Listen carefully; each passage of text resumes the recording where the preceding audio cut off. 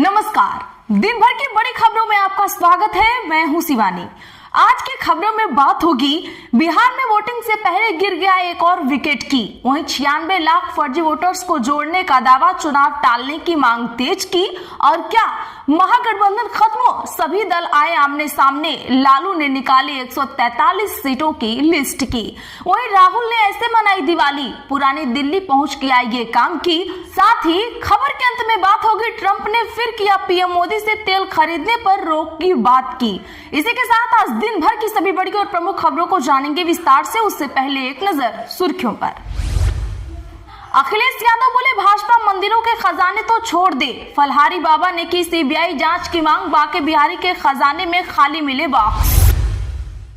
पप्पू यादव बोले, कांग्रेस को आरजेडी से गठबंधन तोड़ देना चाहिए। 12 जगह पर दोहरे उम्मीदवार उतार दिए। रितु जायसवाल ने निर्दलीय पर्चा भरा।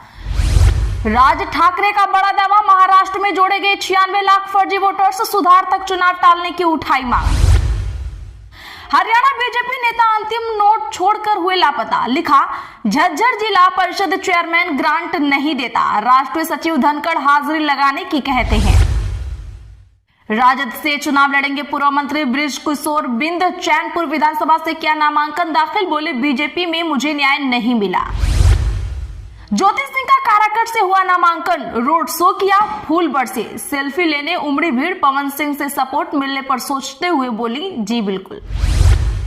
राहुल गांधी ने दिवाली पर इमरती और लड्डू बनाए। पुरानी दिल्ली की दुकान पर पहुंचे, वीडियो शेयर कर पूछा, आप दिवाली कैसे मना रहे। नागालैंड में मुख्यमंत्री रियो बने विधायक दल के नेता। 2 एमएलए वाली एनपीएफ में अब 34 विधायक।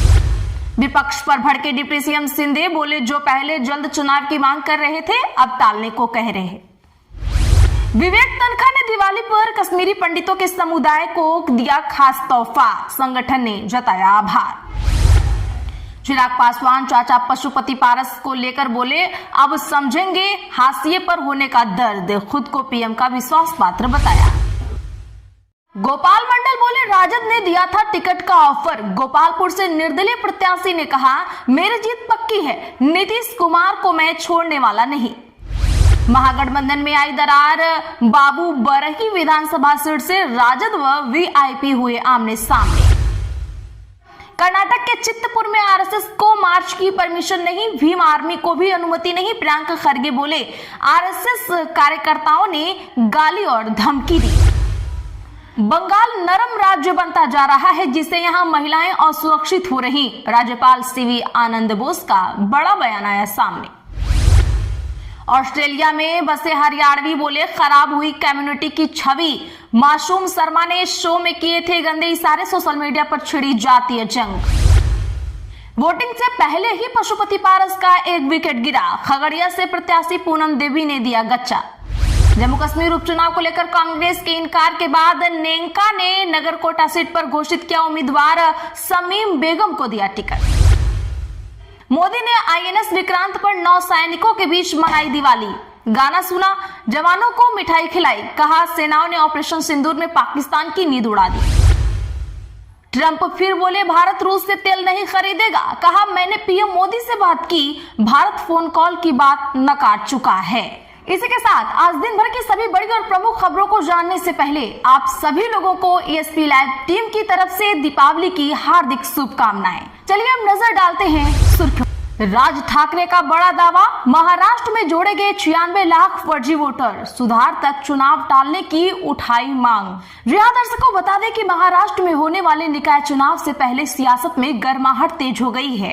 राजनीतिक पार्टियों के बीच आरोप प्रत्यारोप की राजनीति भी अपने चरम सीमा पर पहुंच चुकी है। इसी बीच महाराष्ट्र नवनिर्माण सेना यानी मनसे प्रमुख राज ठाकरे ने बड़ा दावा करते हुए चुनाव आयोग का घेराव किया है।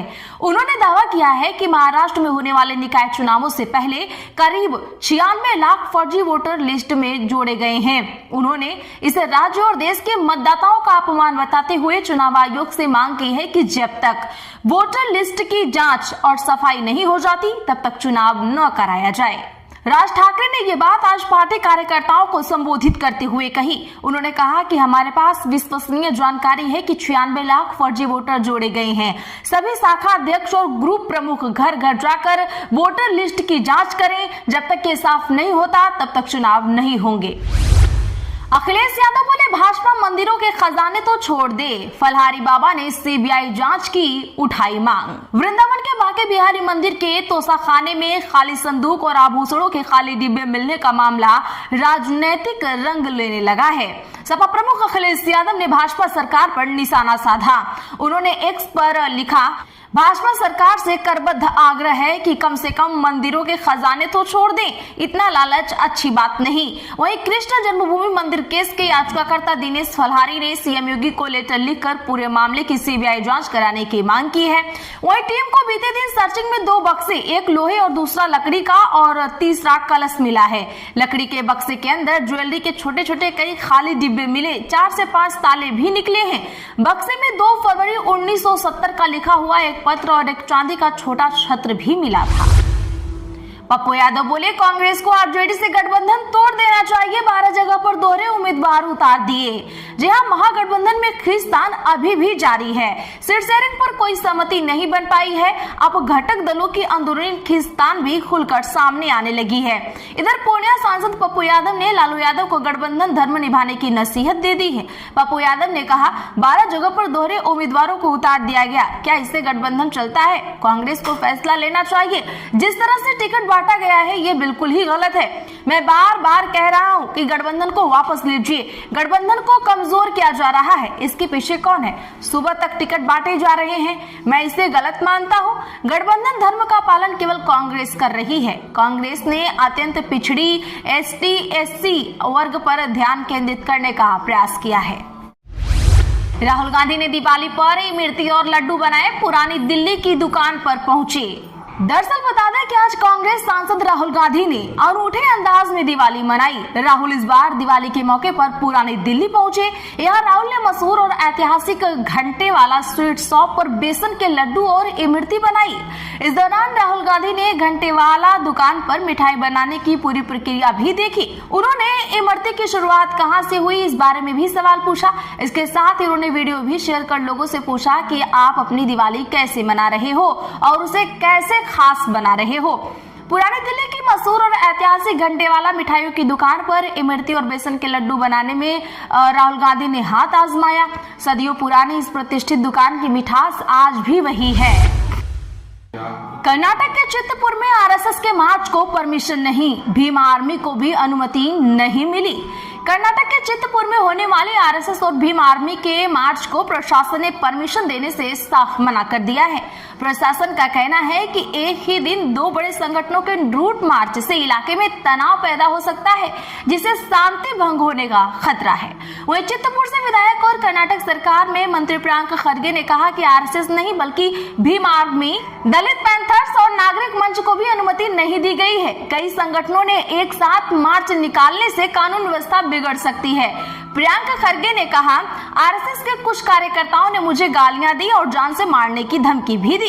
अगर कोई संगठन मार्च निकालना चाहता है तो पहले ये साबित करे कि वह कानूनी परमिशन ले।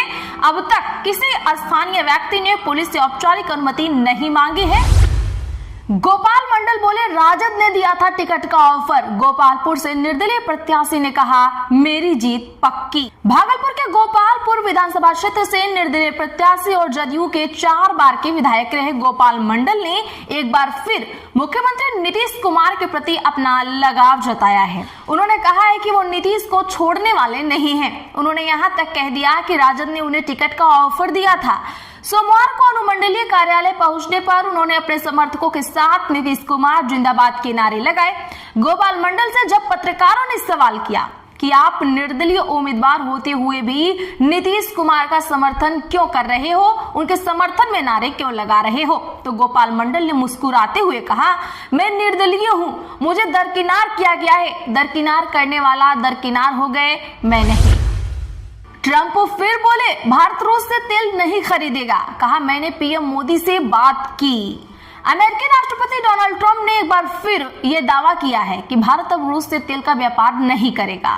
इससे पहले ट्रंप ने 15 अक्टूबर को भी ऐसा ही दावा किया था। ट्रंप ने अपने प्लेन में रिपोर्टरों से बात करते हुए कहा, मैंने भारत के प्रधानमंत्री मोदी से बात की है और उन्होंने कहा है कि वे रूस से तेल का व्यापार नहीं करेंगे। इस पर रिपोर्टर ने कहा कि भारत ने आपके और पीएम मोदी के बीच तेल खरीद को लेकर कोई कॉल होने से इनकार किया है। इसके जवाब में ट्रंप ने कहा, अगर वे ऐसा कहना चाहते हैं तो उन्हें भारी टैरिफ देना पड़ेगा और वे ऐसा नहीं करना चाहते। तो आज के लिए बस इतना ही। ऐसी ही खबरों के लिए चैनल सब्सक्राइब करें और बगल में घंटी के निशान को जरूर दबा लें।